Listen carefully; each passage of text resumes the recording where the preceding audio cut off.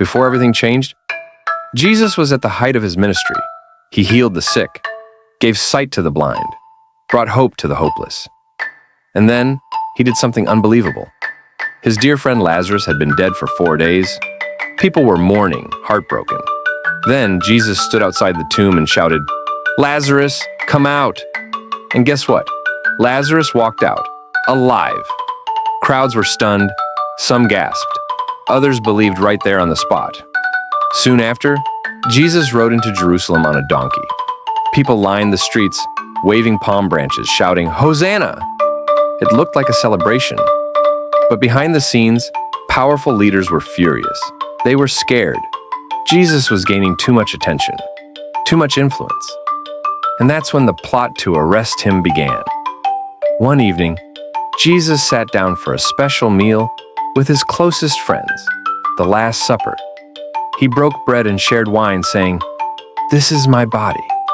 This is my blood, given for you." The disciples didn't fully understand, but they felt the weight of something big coming.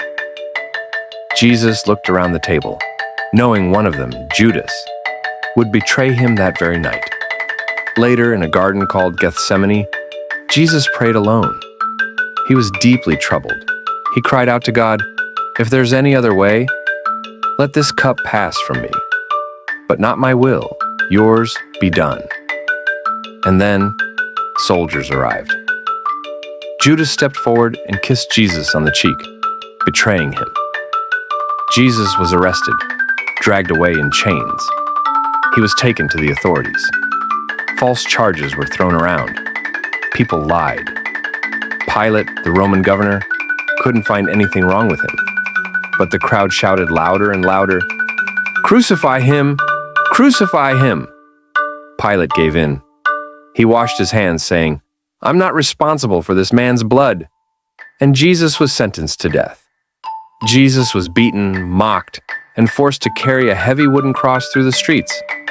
At a hill called Golgotha, soldiers nailed his hands and feet to the cross. Pain, blood, silence. Yet Jesus, through it all, whispered, "Father, forgive them.